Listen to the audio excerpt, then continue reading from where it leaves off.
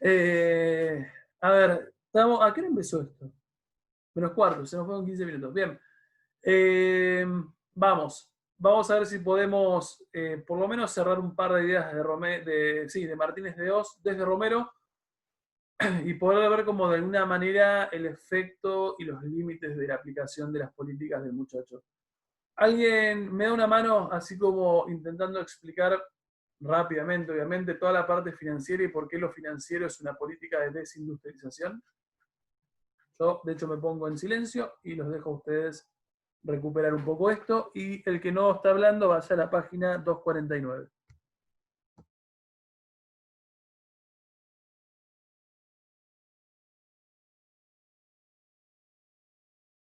Podemos estar mucho tiempo en silencio. Y Giardini no estuvo la clase pasada, así que requiere que alguien le explique esto. Porque yo capaz que te lo puedo decir. Dale, Juan, Así yo me quedo en cortito. silencio. Repito la pregunta. ¿Por Ayuda. qué la reforma financiera de Martínez de Oz y todo lo que implica la parte financiera de Martínez de Oz se transforma en un mecanismo de desindustrialización? Creo que era porque ninguna actividad industrial en ese momento, por las medidas que estaba tomando Martínez de Oz, era rentable, por así decirlo, eh, frente al capital financiero, ¿no? A las facilidades. Cuando vos decís facilidades, ¿a qué te referís? ¿En qué consiste esa reforma financiera de Martínez de Oz? Y la inversión. En la inversión, vamos, ¿qué hace? ¿Qué implica la reforma financiera? Porque ¿a dónde encontramos facilidades? Coincido con todo lo que dijiste al principio. Y que se le da la prioridad al capital financiero. Entonces, ¿qué te parece que sería, o cuál te parece que sería una medida orientada a darle prioridad a eso? Me está matando el sol. Los plazos fijos, la especulación financiera, tipo entre acciones y los valores de la bolsa que se daban. Y uno muy importante era el tema del dólar, que se daba como un juego cambiario, que era lo que llama Romero la plata dulce, que era que si vos, por ejemplo, comprabas en el banco dólares a un precio, después podías venderlos en una cueva a un precio mayor y así ganar plata sin hacer nada. Ojo que ese es el ejemplo, pero sí, la idea la entendiste. Claro, eso es Ojo que ese es el para ejemplo que ahora. planteamos como para Argentina 2020, ¿no? Eh, Bueno, pero algo así Pero era. sí, le entendiste el mecanismo, pero digo, no es que está planteando esta idea de las cuevas. Sí la parte De los plazos fijos. de los plazos fijos. ¿Por qué? ¿Qué es lo que liberaba Martínez de Oz? Digo, ¿Cómo? ¿Cuál era la pregunta? ¿qué es lo que libera Martínez de Oz para que vos puedas jugar con plazos fijos? Claro, básicamente, tipo, empezando como resumiendo todo en general, vos tenés dos cosas. Tenés el capital financiero y el capital productivo. Sí. Lo que hace, por así decirlo, Martínez de Oz es como hacer más tentador y al capital financiero porque te lo hace como más fácil, puedes ganar plata fácil. Tipo, ponele, vos podés ir, depositar en el banco y en cuestión de cierto tiempo, que puede ser un mes, un año, depende cómo hayas hecho el trámite del plazo fijo, puedes ganar un cierto porcentaje de guita sin hacer nada. No, de Y lo acuerdo. que y del otro lado de la moneda tenías, por ejemplo, no sé, una persona que pedía un crédito, entonces él tenía que devolver esa plata que le había dado el banco más un porcentaje. Entonces ahí el banco terminaba ganando un porcentaje, no sé, de un 4%, pero eso multiplicado en un montón de personas generaba mucha plata para el banco. Coincido, plenamente. A ver, yo no sé si acá había aparecido la pregunta, creo que fue acá, pero no me acuerdo. A ver, cuando uno dice situaciones o miren que nosotros hace un tiempo atrás yo les decía, tengan en cuenta que claramente ningún gobierno puede beneficiar a la totalidad de un sector, o sea, a la totalidad de los sectores de la economía. En realidad eso es irreal y si lo pensamos como de algo real sería comunismo y comunismo tampoco es real que haya hecho eso. Ahora, si nosotros partimos de ese supuesto, tenemos que darnos cuenta de a poquito y solamente de manera como muy rápida que este muchacho que perjudica claramente a lo que son las pymes nacionales, en realidad cuenta con un enorme respaldo de otros sectores. ¿Cuál es el sector que lo banca este muchacho? Y el sector empresario, o sea, las entidades financieras. Bien, ahí está, la parte bancaria. A ver, esto es lo que uno cuando encuentra en el texto Romero, por ahí les aparece como el establishment local, o sea, toda la parte, la banca financiera los banca en serio, ¿estamos? O sea, y ahí tenés como un sector que se enriqueció, creció, como consecuencia de la especulación que habilitó este ministro de Economía en la Argentina. Fíjense en la página 248, antes de ir a la 249, dice, el primer párrafo que aparece completo dice su verdadero corazón. ¿Llegaron? Vamos, Willy Lelo.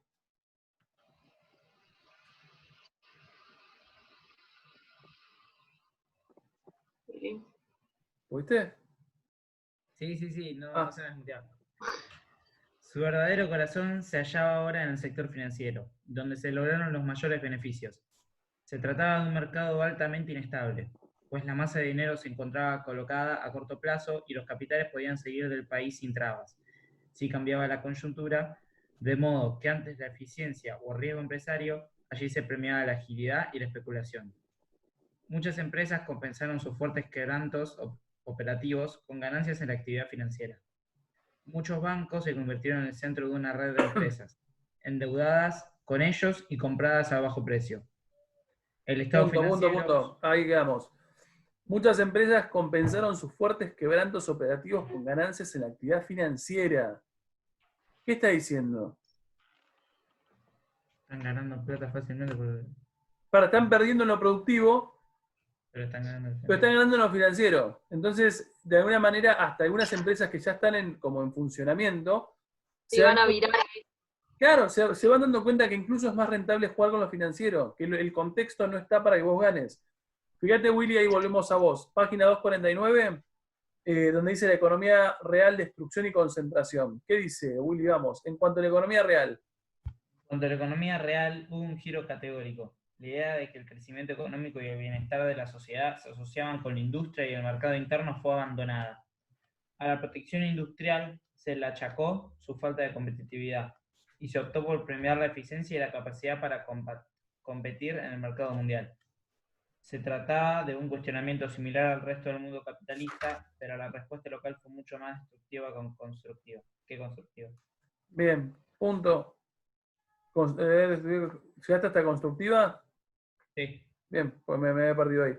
Bien, a ver, volvemos a lo mismo. ¿Qué es lo que me importa que ustedes vean? Y me parece que a esta altura debería haber quedado como muy, muy claro. Y debería haber una pregunta por parte de ustedes, a mi entender. ¿Cuál podría ser una buena pregunta para seguirlo? ¿Qué pasó con la producción? ¿Qué pasó con la producción? Y un poco te va a poder responder. Se vino a pique. O sea, la realidad es que se vino a pique. No vamos a mentir. Y es verdad que Martínez de Oz ha trazado esos 5 años ininterrumpidos en donde de alguna manera estableció ese camino hacia la parte como del quiebre de la pequeña y mediana industria nacional.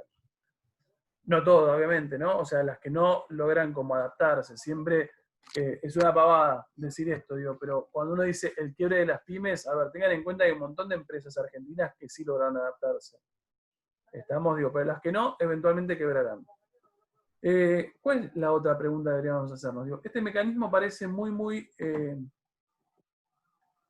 fácil, básicamente. ¿Y hasta cuándo? Bien, ¿hasta cuándo? Ahí busco, eso es lo que buscaba.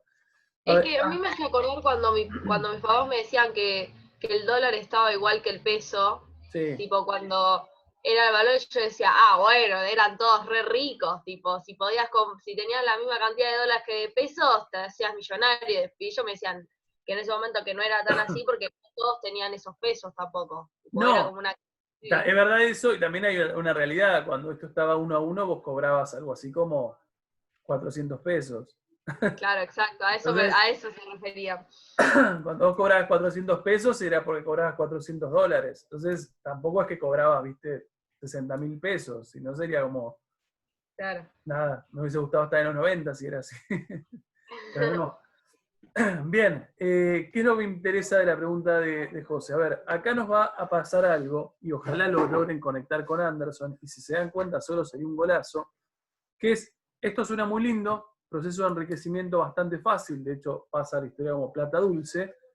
Lo que uno debería preguntarse es, ¿hasta cuándo esto es viable?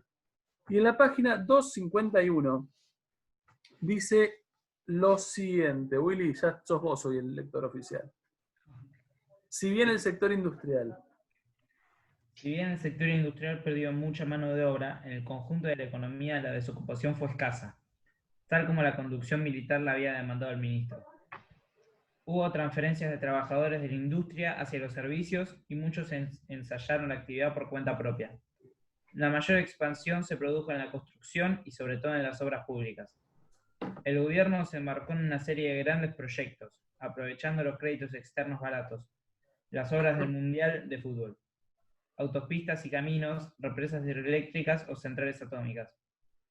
La presión inicial para bajar los salarios fue cediendo en forma gradual, aunque la suspensión de las negociaciones colectivas posibilitó fuertes disparidades entre actividades y empresas. A partir de 1981, la crisis, la inflación y la recesión hicieron descender dramáticamente tanto la ocupación como el salario real. En víspera de dejar el poder, los gobernantes militares no podían exhibir en este campo ningún logro importante. Bien, impecable, me quedo con ese párrafo. Hay dos cosas que me interesan de acá. En primer lugar, antes de irnos al límite. El cuentapropismo, ¿no? Bien, cuentapropismo. A ver, el primer elemento, esperé que cierre la ventana. Me está matando el sol y escucho las cosas de abajo. Bien, me interesa. Primera pregunta que no tiene que ver con lo que le pregunté a José originalmente. Una de las consecuencias, o primer consecuencia que tiene que ver con Martínez de Oz. Nosotros, cuando hablamos de, por ahí lo vieron con Silvia, Sí. cuando uno habla de neoliberalismo en los 90, habla de un desempleo estructural. O sea, el neoliberalismo de los 90 es sinónimo de desempleo. Gente en la calle, producto de despidos, indemnizaciones de por medio, pero vos cambiás, privatizás, hay una nueva lógica económica, lo que importa es ganar, no importa más hacer beneficencia para la sociedad, punto, te despiden. En los 70 todavía no. ¿Estamos? En los 70, a ver, como consecuencia de estas políticas de Martínez de Oz, no hay inmediatamente una consecuencia de despidos. Y eso tiene que ver, y recupero lo que dice recién Martina, tiene que ver con que en los 90 lo que hay es un proceso de tercerización del laburo. Es decir, se van hacia lo que es los rubros de servicios. Desde un kiosco hasta un almacén, hasta importadores, porque es más barato importar cosas y revenderlas acá que de repente producir acá. Hasta incluso, y acá aparece algo que no me parece una pavada, dice todo lo que es el rubro de construcción. Estamos, a ver, veamos un segundo, recién me tomé el laburo, pues no me acordaba que estaba esta parte de Romero. Recién me tomé el laburo de buscarlo en el mapa, Google Maps. Rubro de construcción, ¿qué se construye? ¿Qué es típicamente el proceso? Autopistas. Bien, autopistas. Miremos un segundo esto. Autopistas, y no empieza después más adelante toda la parte del mundial. Totalmente, todo lo que son mundiales seguro, digo, pero incluso Claro. cuando no es coyuntura mundial, que de repente es como, bueno, era el mundial, y todos construyen algo, en realidad, por ejemplo, esto, a ver, que el que no se ubica, que puede ser una gran realidad, esto es autopista Buenos Aires-La Plata, bla, bla, bla, esto es nuestro, acá estaría por acá Quilmes. Todo esto, por ejemplo, autopista Buenos Aires-La Plata, si uno se pone a pensar un segundo, primero que son del proceso, ¿estamos? O sea, son construcciones de dictadura. Segundo, ¿qué es lo que debería llamarnos la atención? ¿A dónde desemboca? ¿A dónde desemboca o qué cosa? A ver, si nosotros nos ponemos a pensar, esta autopista, ustedes eran muy chiquitos cuando se hacía, digo, pero autopista Buenos Aires-La Plata, básicamente es un descampado. Si uno se pone a pensarlo, salvo, o sea, originalmente es un descampado, eventualmente, no sé, los barrios más humildes de Quilmes se expanden hasta llegar ahí, pero es un descampado. ¿Y qué pasa con la autopista Buenos Aires-La Plata? 25 de mayo, está acá. Como en la ciudad. Bien, 1976. Esto no es un descampado en 1976. ¿Estamos? ¿Qué quiere decir? En estas autopistas, para desarrollar estas autopistas, ¿qué han hecho los militares? Sacaron casas. Sacaron casas, expropiaron casas a morir, pagaron sumas menores de las que pedían Y acá lo que uno ve es cómo estos tipos construyeron algo en tanto lo consideraron como algo de bien público y de interés público. Si uno hace zoom por acá, déjenme ver dónde es, acá, Villa Urquiza se encuentra con una situación muy particular, que es esta, literalmente esta. Hay algo que es muy llamativo. ¿Qué les llama la atención de acá? De esto que ven. A ver si llama El Parque atención. Sarmiento. No, Parque Sarmiento no me llama la atención. Porque es un parque. Esto también es un parque. ¿Cuál es el parque raro de esto?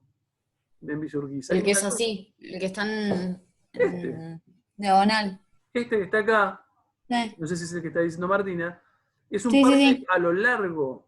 Vos decís, es extraño esto en Buenos Aires. No es extraño, porque en realidad esto es todo expropiación de casas tiradas abajo con el objetivo de, fíjense que llega hasta acá, con el objetivo de crear otra autopista.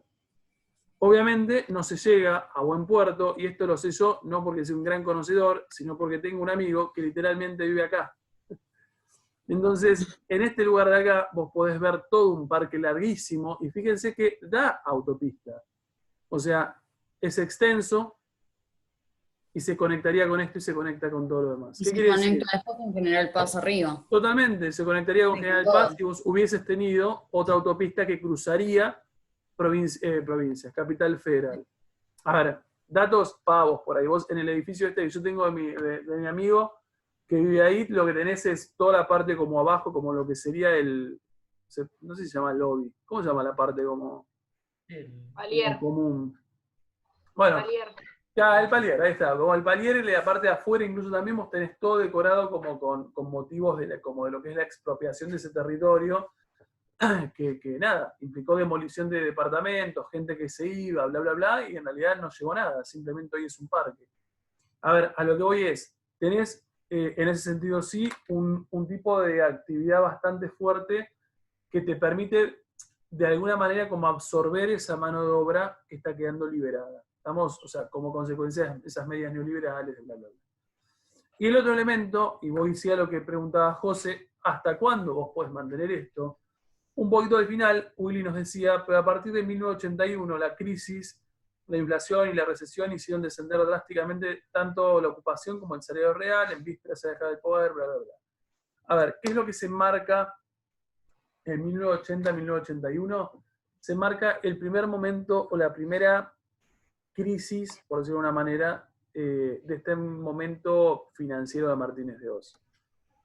Y ahí volvemos acá. A ver, ¿qué es lo que me importa de esta situación? Si nosotros lo graficáramos, sabemos que tenemos 2001, que es la crisis. Sabemos, acá tendríamos De la Rúa en el 99, acá tendríamos Menem en el 89, acá tenemos Menem, ¿no? Menem. Acá tenemos 83 Alfonsín, acá tenemos 76 Proceso. Cuando uno habla de todo esto, nosotros sabemos que son los 25 años aproximadamente más o menos del neoliberalismo puro, salvo un pequeñísimo momento acá de Alfonsín que no se corresponde con el neoliberalismo, todo lo demás es neoliberal. Nos guste más, nos guste menos. Este es el que conocemos más, porque es el más terrible. Este es el que conocemos menos, y este es el que conocemos menos también, pero ahora ya empezamos a conocerlo. Ahora, ¿qué me importa de esto? A ver, si les marco 80-81 como un límite a la especulación financiera, ¿qué les estoy diciendo? Acá tenemos un momento de auge económico que se corresponde con ¿qué? Okay. A nivel mundial. ¿El 81? 76, acá tenemos un crecimiento económico, financiero, neoliberal. ¿Con qué se corresponde a nivel mundial, diría Anderson? La primera oleada del neoliberalismo. Bien, primera oleada. ¿Estamos? Porque es lo que ya venimos diciendo siempre.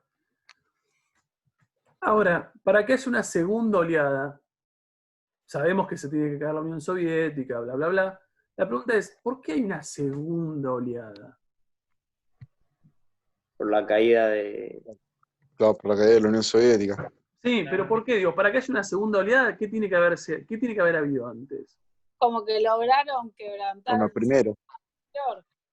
anterior. Pues un cambio gradual, claro. Primero haber caído el neoliberalismo. Bien, ahí va, lo dijo, creo que lo dijeron 2 o 3.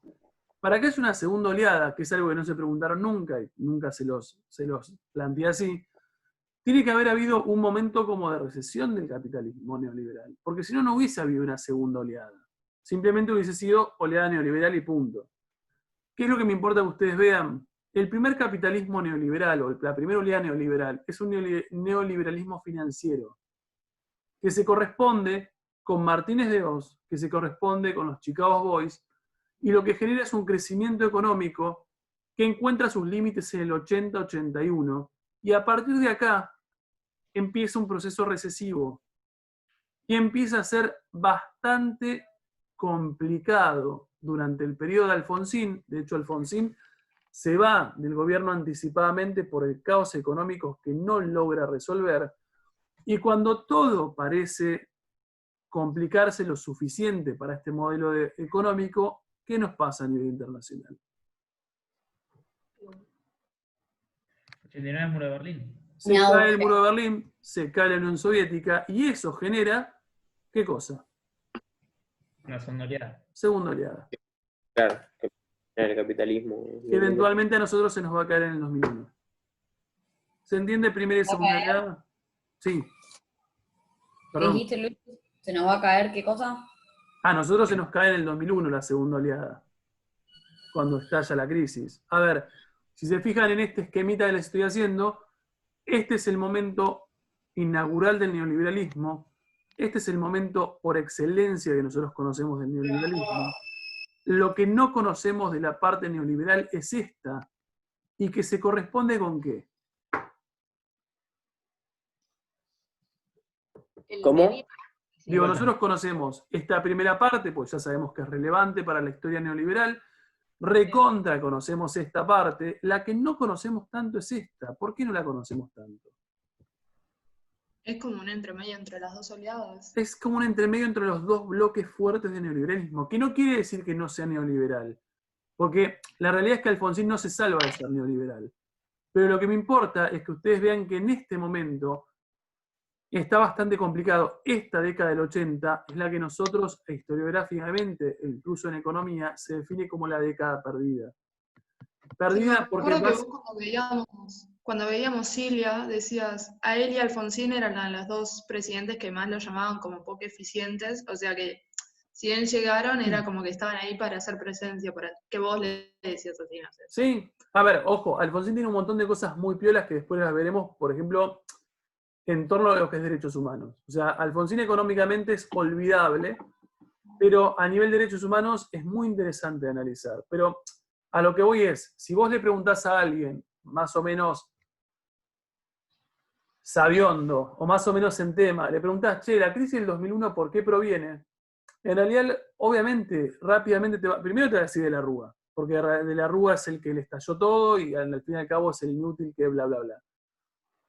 Indudablemente te va a ir a Menem, porque es el responsable más grosso.